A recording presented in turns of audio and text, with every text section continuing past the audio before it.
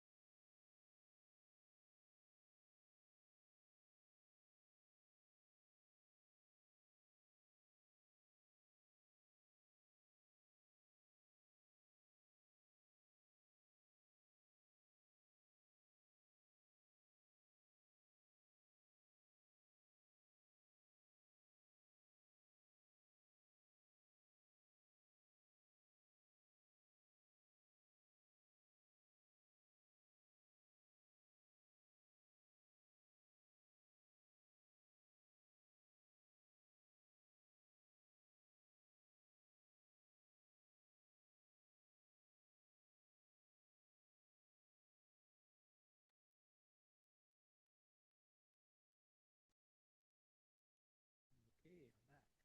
So before we begin, can we do a quick sound check? Can you hear me?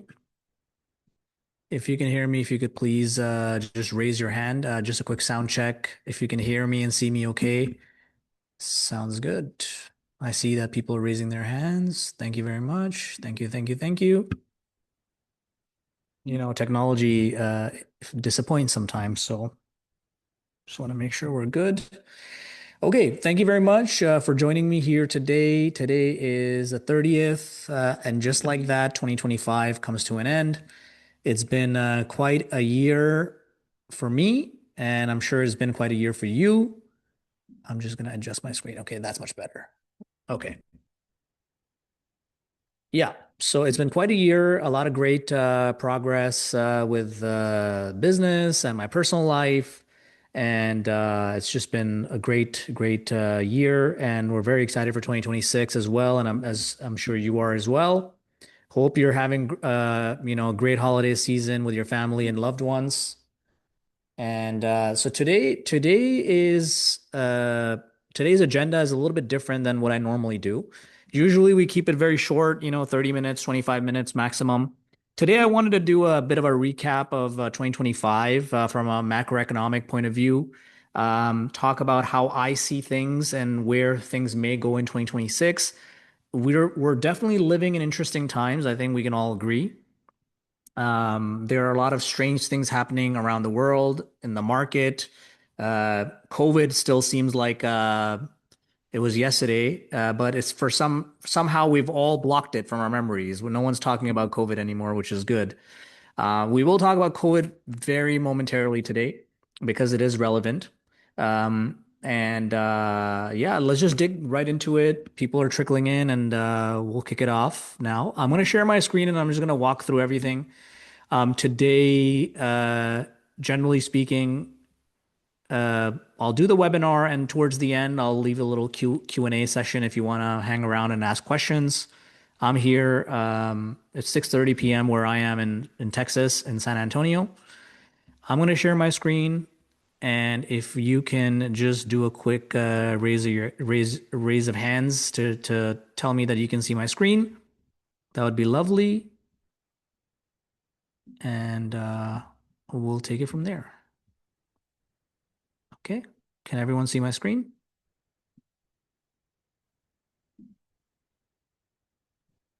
Okay. Fantastic. Here we go. Okay, so today's topic is beyond the bubble.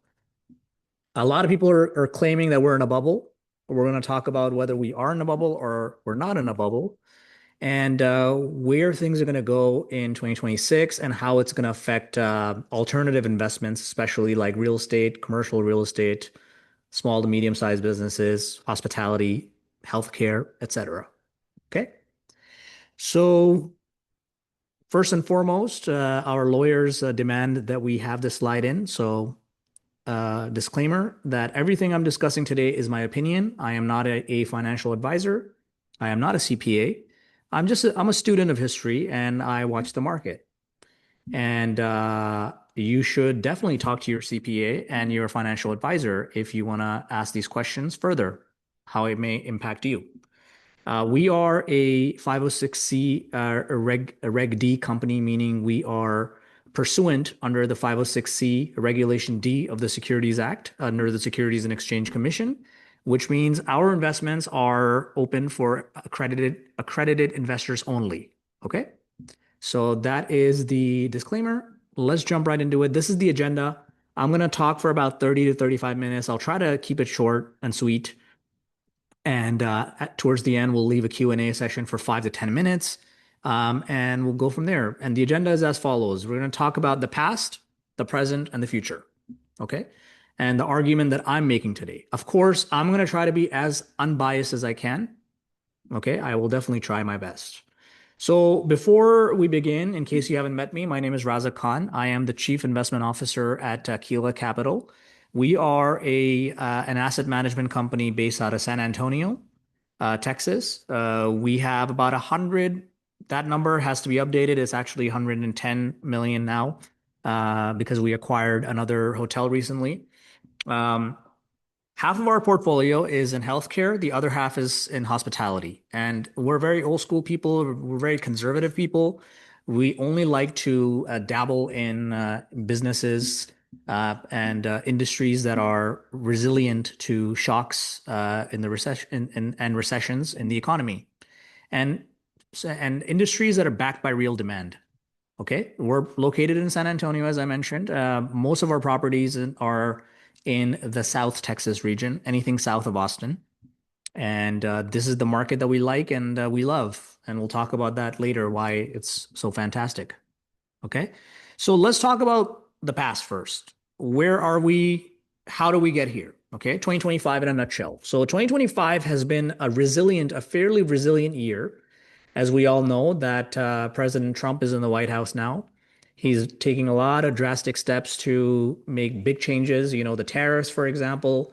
He's pressuring the chairman of the Fed, Jerome Powell, or Jay Powell, as they call him in the industry. He's pressuring him really hard to lower the Fed rate.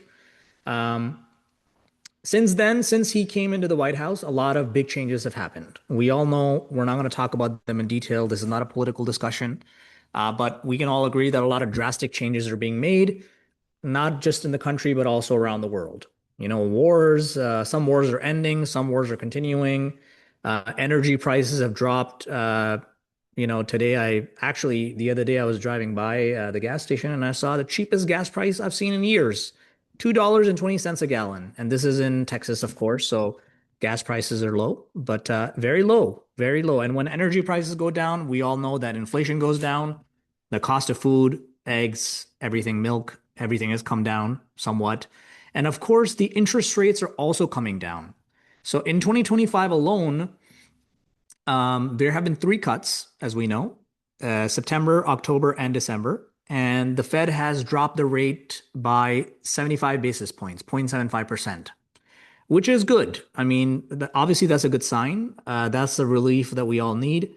The last webinar I did on a similar topic, I believe that was in October, and I was announcing the day that it happened, the Fed rate cut. So this is obviously good when the Fed rate comes down, everything comes down, inflation comes down, and the economy has a boost in activity. People start borrowing money, people start spending money, everything is cheaper all of a sudden. The cost of cars, the cost of leasing and financing a car, the cost of buying real estate, capital becomes cheaper, as we know. Okay. However, there are also some interesting things happening in the market, which makes me concerned. and makes other people concerned. And I am not a bull or a bear. And if you're not a big finance person, that means I'm not too pessimistic and I'm not too optimistic. I like to be right in the center. I believe that's the best place to be. That's where you make the most logical decisions. However, we can all agree that we've hit historic highs in 2025. Okay. There's an interesting phenomenon happening right now in the economy that there is a bit of a we can all see that there's a bit of a technology bubble happening. Nearly 50% of all market growth in 2025 in the equities market, the stock market, was led by technology and AI sectors alone. And there's a bit of a loop happening. And here I have a picture that I got from Bloomberg, which is quite interesting, that all these big tech companies are borrowing money and then they are investing borrowed money into each other. And that creates a lot of speculation. It creates a lot of hype. It creates a lot of optimism in the market. And as some of the great investors, particularly Warren Buffett, has said, be greedy when others are fearful and be fearful when others are greedy. So we can all agree that right now is a very greedy time. You may have money in the stock market. You may be thinking, oh my God, the market is doing fantastic. Why would I touch it? Just remember the old adage that be greedy, be fearful when others are greedy. And right now there's a lot of greed. Another interesting little fact for you. There are $11 trillion companies right now. A few years ago, people did not even know what $1 trillion looks like. As a matter of fact, if you ask most people in the country how many zeros are in $1 trillion, they will have a hard time answering that question. But there are $11 trillion companies, okay? Amazon, Apple, you name it. Nvidia, which is the biggest hype right now. I mean, it's a great company. They do a lot of great stuff, but it's a lot of money, $11 trillion. So the result of all of that is that the indices are trading at overinflated valuations, and they're decoupling from the reality of the true valuations, supply and demand, and what the market is actually worth. There's a lot of future speculation baked into the market numbers today. Okay. Luckily, we're not in the stock market game, or we don't have any publicly traded offerings, and we are very conservative people. We invest in real estate and businesses. So, and we'll talk about why that's a great choice momentarily. Okay, moving on. Again, so this is another, I accidentally repeated this, but here are the trillion-dollar companies that, just to give you some context. Okay, Apple, Microsoft, Saudi Aramco, which is an oil company based out of Saudi Arabia, Alphabet, Google, Amazon. And then, of course, some of them are not trillion-dollar companies. The yellow ones are Tesla, and NVIDIA is not on here, but there are. Okay. So where are we headed in 2026? That's what everyone wants to know. Okay. The good news is that real estate is a lagging indicator, and real estate has already experienced a big correction since 2022. As soon as the rates came down, or the rates went up, the market activity in real estate went down. Okay, and it's a lagging indicator, meaning that it's already experienced a correction. Now it's going through a recovery. So let's talk about the market sentiment. So the rally may continue, and instability is a theme for 2026. That's what a lot of experts are saying. I created this pitch deck. I tried to be as impartial. I did a lot of research. I looked at a lot of different, sources, and some are very bearish, some are very bullish. So we're just talking about what could happen. I'm not a predictor by any means. I don't have a crystal ball, but this is a fair assessment of where things are. There is a risk for correction, okay, specifically in tech and AI, because I showed you that loop, that investment loop, which shows that there's a bubble. However, in the grand scheme of things, the American economy is like a steam engine train. It just keeps plowing forward, and it's got so much torque. The buyer power, the purchasing power of the American consumer is really high. It's still the largest economy by a long shot.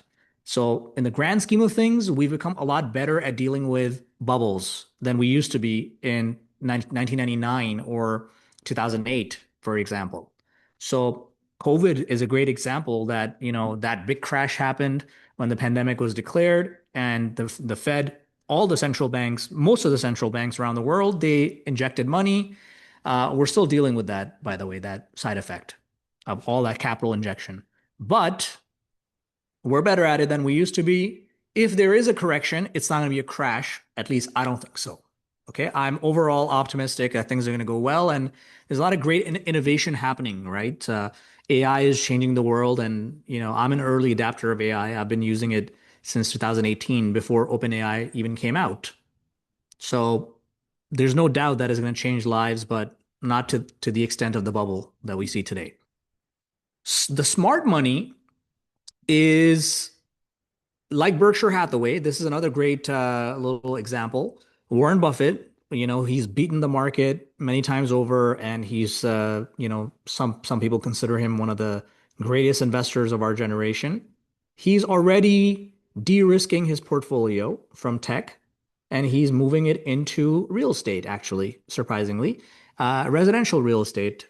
Lennar Corporation, for example, the second largest home builder in the U.S., he has taken out a lot of money out of Apple and he's moving it into Lennar, which tells you that, the real estate sector is slow, but the smart investors are moving their money into real estate because they know that a correction is coming in the stock market, and real estate has already experienced that correction and now it's in recovery. As the rates come down, as the interest rates come down, it's gonna rally even more. And we're talking about real estate right now. So one interesting argument that I want to make today is the Main Street businesses. That is the new frontier. Main Street America is the new frontier. So all these private equity companies, these big giants on Wall Street, they've made a lot of money speculating in the stock market and all types of asset classes. But now they're going heavily into small and medium-sized businesses, like plumbing businesses, for example, which is quite bizarre. I met a very, very lovely gentleman who is one of our new investors at Kila in our fund. Amazing guy, very humble guy, comes from a blue-collar background, built a plumbing company in the Northeast. And one thing led to another. A few years down the line, he grew his business to quite a significant size, became one of the biggest plumbing companies in his city, and he sold it to private equity for over $100 million. Okay, so that tells you how aggressive they are in buying up these boring businesses because that's where the money is made now. The boring business is where the money, a lot of wealth in this country is generated, which is one of the miracles of this country. And another example, I met a very nice dentist. He sold his dental practice to a private equity company. They have 120 dental practices in Texas alone. They raise money from Wall Street, then they buy small to medium-sized businesses. So clearly, they know something that we don't know, which is that small to medium-sized businesses are, that's the way to go. And that's where most of the wealth is generated today. Okay. So that's the new frontier. That's my argument today. That's one of the arguments that I'm making today, that that is the new frontier. And if you can get in, if you already have a business that does really well, you know what I'm talking about. Okay. So these are real assets. We're not speculating here. These are real assets. They go from a, like it says here, a narrative driven approach to a cash flow driven approach. And that's what people are realizing. That's what people are after today. And of course, they're more resilient because they're backed by real demand. Okay. Local businesses, franchise operations, etc. They cash flow. So capital is flooding in, but the specialized knowledge, the operational excellence is the differentiator.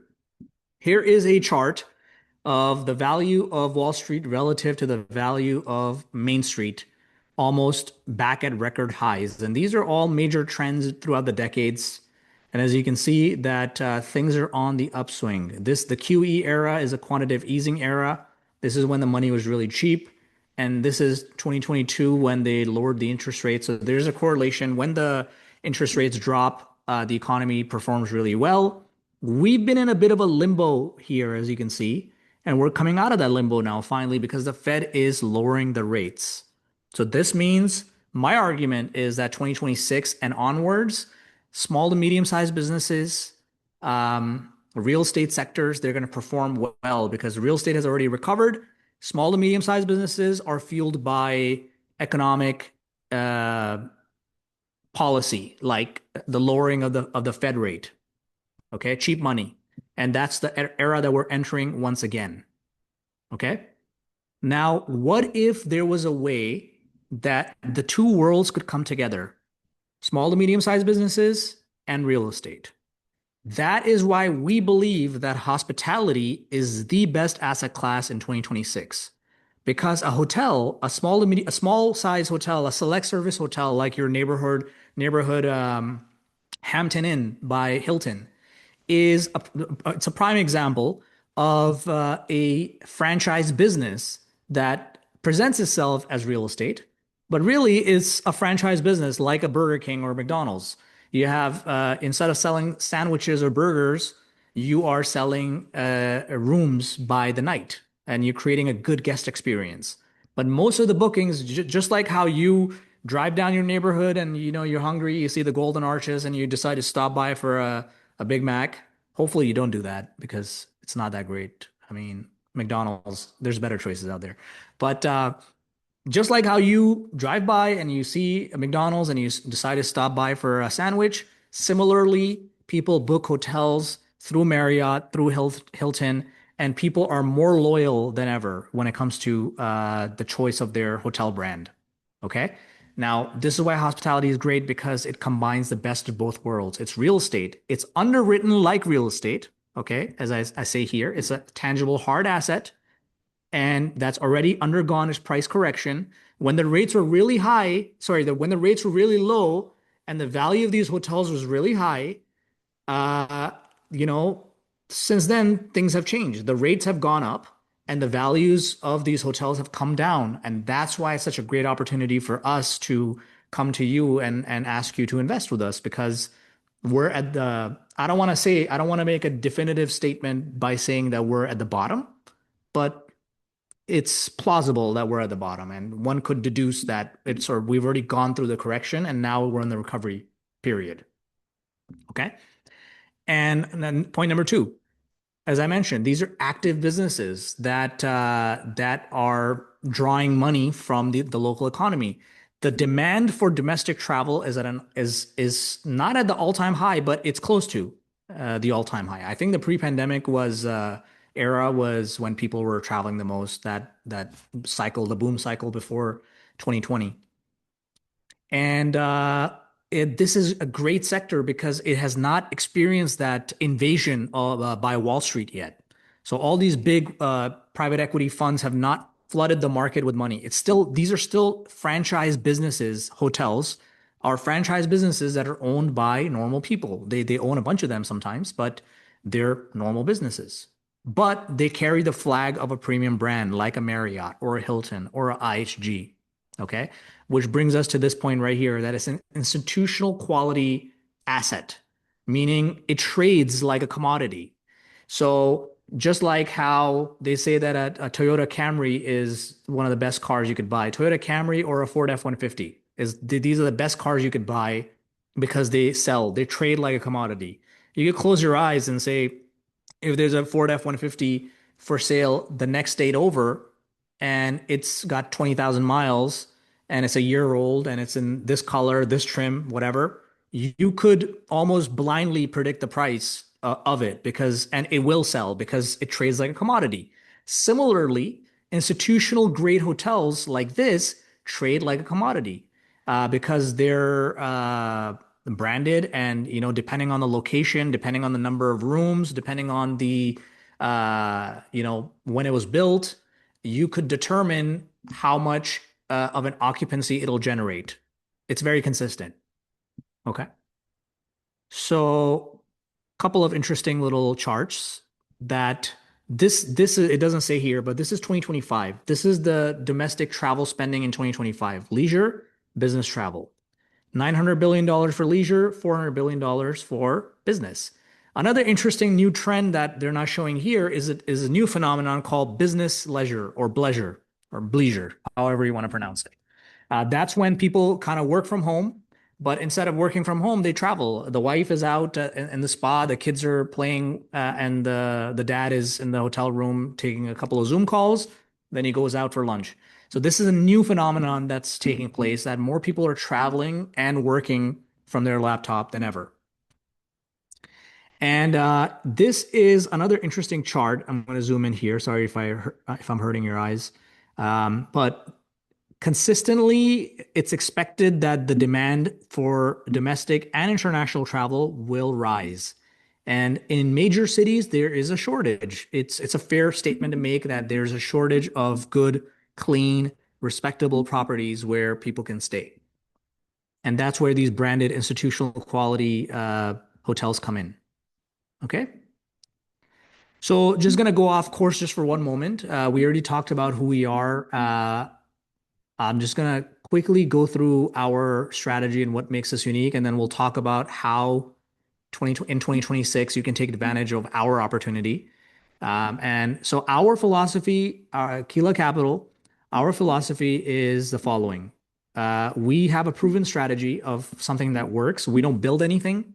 We don't buy land and try to build something on it. We don't buy or get involved with over-saturated assets like multifamily or office or anything like that. We're business people. We're entrepreneurial.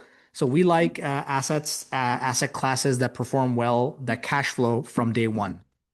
Okay. We buy something under market value, operate it right, run it right, pay our investors first. And that's the gist. That's the summary, basically. So I'll send you this deck after the call and you can look at it and have any questions, you can reach out to me. This is our leadership team. Our CEO, his name is Kuldeep Gyani, very experienced entrepreneur and operator, single-handedly built a portfolio, a multi-million dollar portfolio, just through common sense and having a good eye for what makes money. We have our Chief Medical Officer, Dr. Pareen Shah. Dr. Pareen Shah, people ask, why do we have a Chief Medical Officer? Because half of our portfolio consists of healthcare. Okay. We have two freestanding emergency rooms in South Texas. We're in the process of building a third one in a town called Brownsville, Texas. We have an oncology practice that's being developed as we speak. We have a radiology lab imaging center that's being built. We also have a very interesting lifestyle and wellness recovery spa that's being expanded. There's one location in Laredo. We're expanding it to Austin. It's a great concept. And there's a bunch of different other asset classes, which I don't want to get into because I'm eating up a lot of time here. And then there's me. I am the Chief Investment Officer, and I come from the world of finance and asset management and fund management specifically. I'm not going to get into all our bios just because it's boring and I don't like to talk about myself. As I mentioned, half our portfolio is in healthcare, the other half is in hospitality. We have over 100 million in assets under management, and that number has changed recently. We just acquired another property about less than a month ago, 28, 29 days ago, also in San Antonio. And these are some of the key assets: the Laredo Emergency Room, the Staybridge Suites. This is an all-star hotel in Laredo. It does over 95% occupancy on average, sometimes 98% occupancy, which is insane. Sometimes it's fully booked for days and weeks. And you may be asking why? Because we have a contract with the military they take 70 rooms in this hotel. Okay. And that's one of our strategies always. When we're buying a hotel, we want to see if we can get corporate contracts, if we can get military government contracts, because they're the best clients. They have unlimited money and they always pay their bills on time. And we have a courtyard in San Antonio, a few other assets worth mentioning. This is our newest acquisition at UTSA, University of Texas in San Antonio. This is also an A-loft and $17 million acquisition just happened very recently. And then these are some other asset classes. Okay. So let's talk about the opportunity. A lot of you may have heard me talk about this before. Some of you are new here. I don't mean to sound like a broken record, but this is absolutely a game-changing opportunity. San Antonio is the seventh most populous city in the country. It's the largest military city in the country. There are five major military bases here. It's one of the primary hubs of the Air Force and Space Force, too, I believe, if I'm not mistaken. And this property is located at the San Antonio airport, not literally at the airport, but about a mile away from the airport, 5 minute drive, and with shuttle service. So it's a great opportunity. We're getting it at least 30% below replacement cost, which is a huge indicator of if you're getting a good deal or not. Another great metric is that we're getting it between 30 to 40% below market value. And the reason why we're getting it at such a good price is because, as I mentioned earlier, there's a bit of an opening in the market right now where we're coming out of a pandemic hangover. The interest rates are very low during COVID. Now the rates went up in 2022, and now they're coming down slightly. They're cooling off, tapering off slowly. But what that means is there's a lot of CMBS debt out there. CMBS means commercial mortgage-backed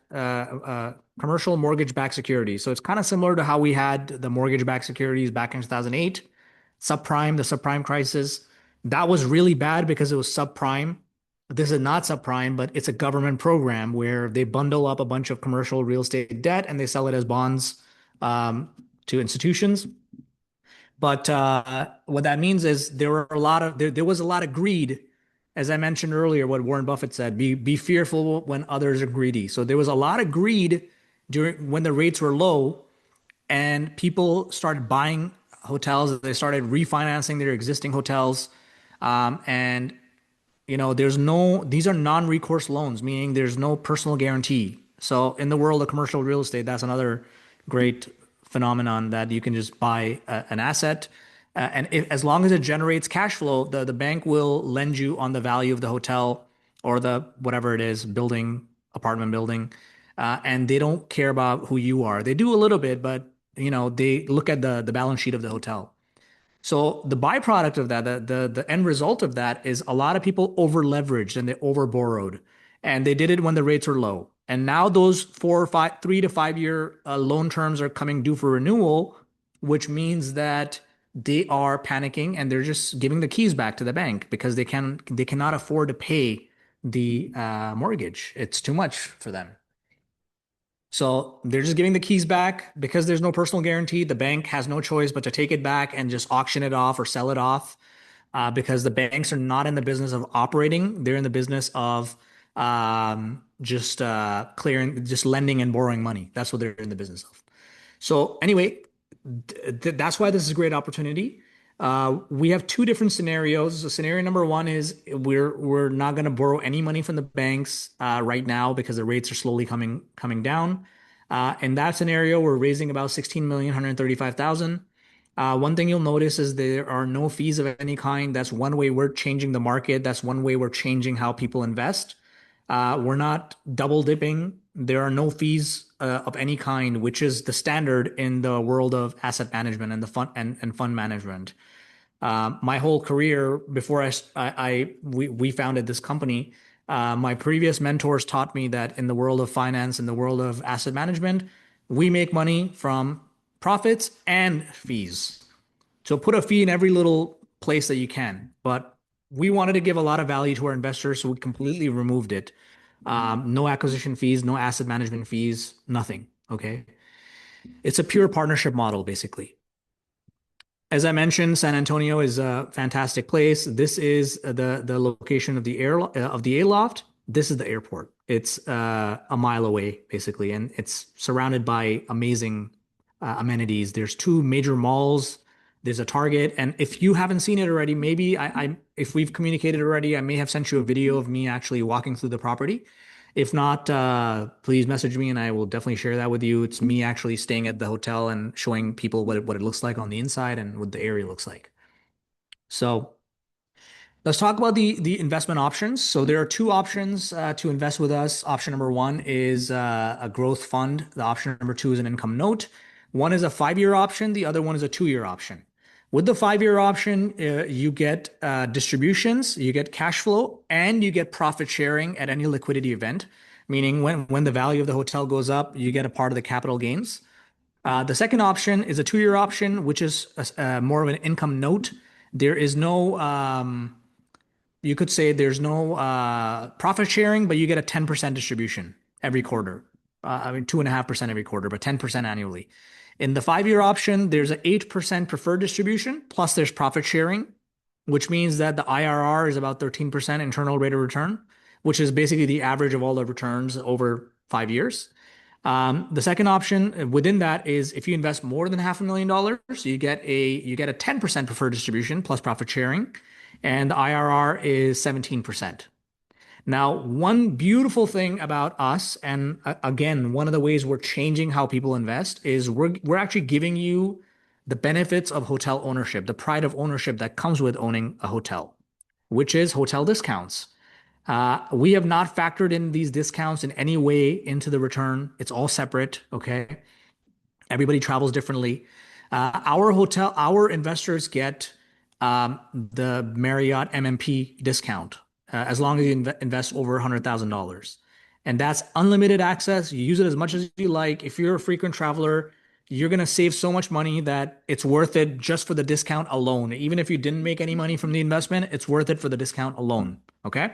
To give you an example, this is a beautiful property located in California in Laguna Beach, Orange County. It's the Ritz-Carlton Laguna Niguel. Um, beautiful property overlooking the Pacific Ocean.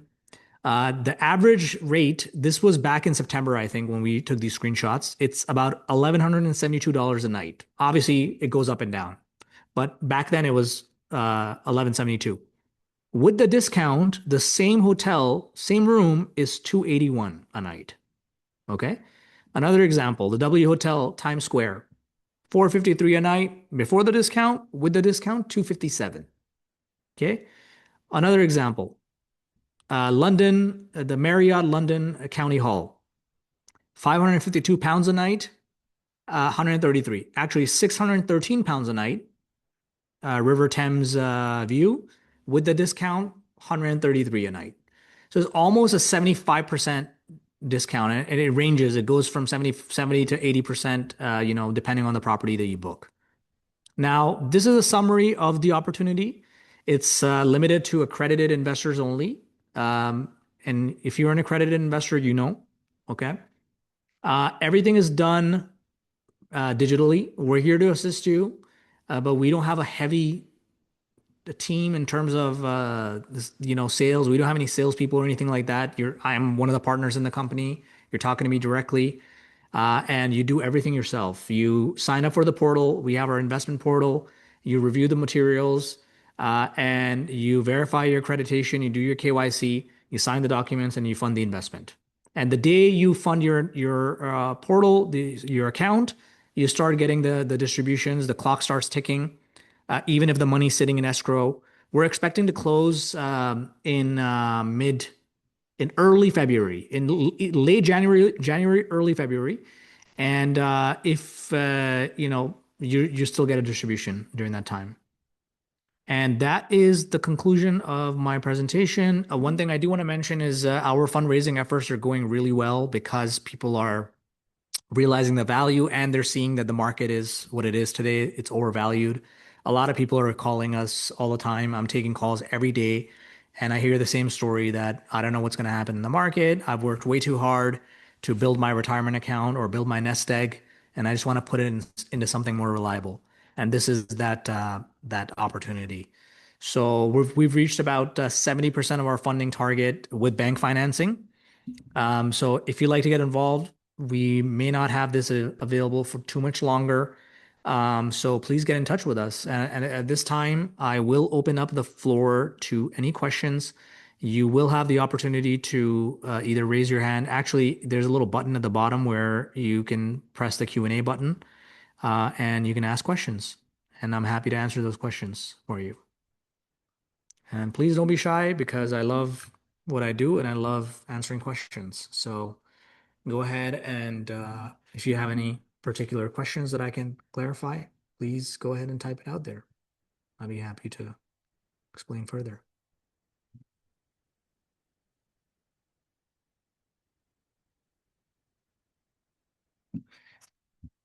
Don't see any questions so far. We'll give it a minute. But I hope everyone's having a great end of the year and really reflecting on year 2025. Hope it was a good year for you. It's a great year for me. Uh, I got married not too long ago, which was amazing and exciting. I'm still getting adjusted to the married life, and but I'm very grateful. It's been a great year, and 2026 looks very exciting. So, and I hope the same goes for you, that you've had a great year. Great question. So we have a question. Is the fund limited to just this property or does it invest in multiple properties? Great question. So perhaps I should clarify that going forward and actually add it to the deck. So the opportunity is limited to this hotel. We have a very unique hybrid setup where we have one fund, and the fund is like a basket. And within the basket, there are multiple opportunities, and we allow our investors to tie their dollars to a specific opportunity within the framework of the fund. So our fund is called Kila Fortress Fund One LLC, and Kila Fortress Fund One allows us to raise up to $150 million in equity. Okay. Obviously, the total cost for this specific investment is like $16 million. So we can do five of these hotels if we wanted to, or four of these hotels if we wanted to. To answer your question, the opportunity is tied specifically to the hotel, and this is not a blind pool. Um, no, it is a specific funding for this opportunity. We will never take your money and cross-contaminate it into something else. We will always bring you opportunities that we believe will perform exceptionally well, and then you have the ability to pick and choose which option you like to go with. And even within the deal, there are two options, as I mentioned. There's a 2-year option and the 5-year option. So your paperwork will reflect that and what your distributions look like and where the money's coming from and where the money's going.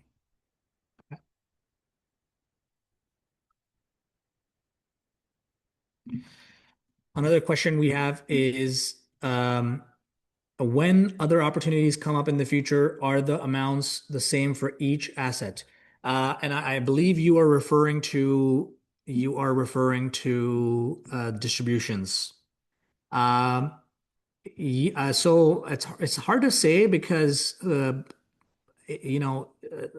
now there's a great opening. We're getting this property at a very good price. It's cash flowing on day one. I may have mentioned this or may not have mentioned this, but the hotel generated for almost 4.2 million in revenue in 2024. I'm still waiting for the final numbers for 2025 because obviously the year hasn't ended yet. I think by the end of the week or next week we'll have the numbers for 2025. But the cost of operating a property like this is about 2.5, 2.6 million dollars, maximum 2.7 million dollars if there's a some crazy expense which pops up. But there's more than enough cash flow for us to pay our investors the distributions that we're promising them. Okay. Um, I cannot answer that question. Every deal is different, but we're hopeful that we'll be able to deliver the same type of numbers for every deal going forward. If we're buying it expensive, then we're obviously not going to be able to. But we're buying this hotel at a very good price and it cash flows very well. So we can certainly pay an IRR of 13 to 17%, which is the average growth you are getting. And by the way, all the accounting that we've done is very conservative. If you are a finance person and you like numbers, you are happy. I'm happy to send you the breakdown of our underwriting. And you'll see that our accounting is very conservative. We have a lot of reserves baked in, so we never have to do a capital call from our investors. It's more of a under promise, over deliver scenario. Okay, so in an ideal world, we'd like to give you more. We're actually aiming to give you more money than what we're projecting. Yeah, and we have another comment here. One property versus multiple risk mitigation. Yeah, you're right. It does mitigate the risk in a blind pool, but oftentimes you'll find that people that are doing blind pools are averaging off. They have some winners and some losers, and at the end, it ends up being average. Our philosophy is slightly different. We like to scan the market continuously and find deals, really, really good deals. And if we believe that it is an exceptional deal, we'll bring it to our investors. And you know, we've crossed our T's and dotted our I's for this one. So certainly. And in the future, we'll be bringing more opportunities. So right now we're doing hospitality, but our next goal right after this acquisition of this property of the Aloft is to bring one of our ERs, our freestanding ERs, to the fund. And that'll be very, very unique because there are almost no asset managers out there that are raising money for a healthcare practice. Texas is one of the only states that allows that, like private equity ownership of a medical practice. And that will be very good because the returns on that are very high because it's insurance backed, their insurance reimbursements.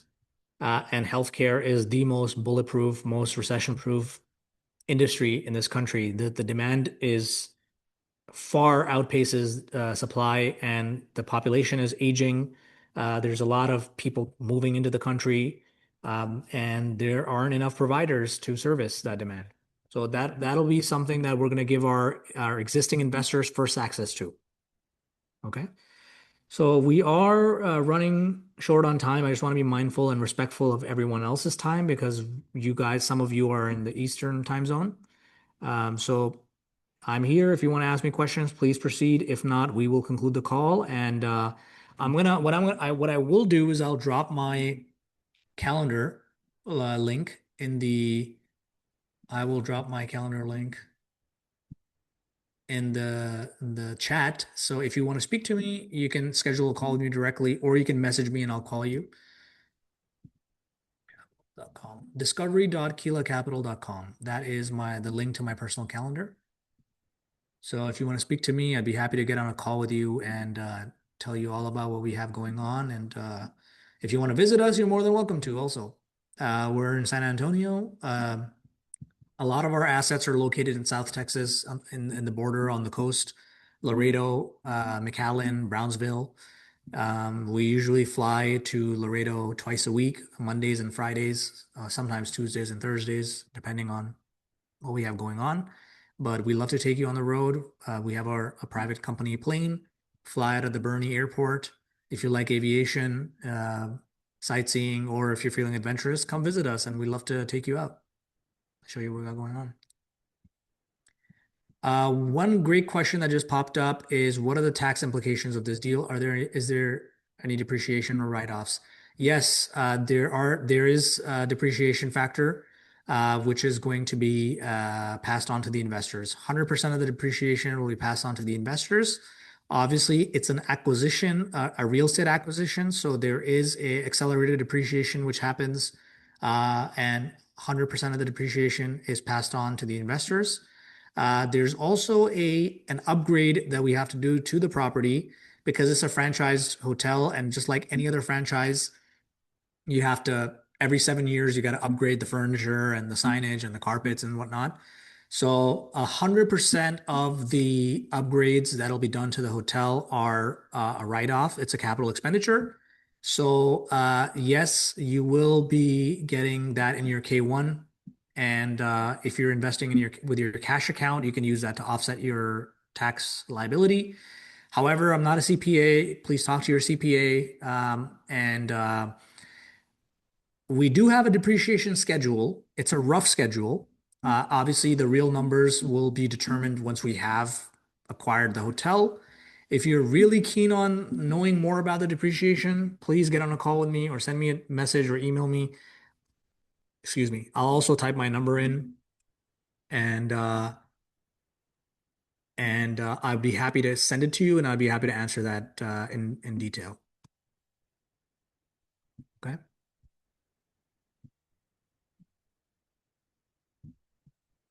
And do we have any other questions? Please let me know.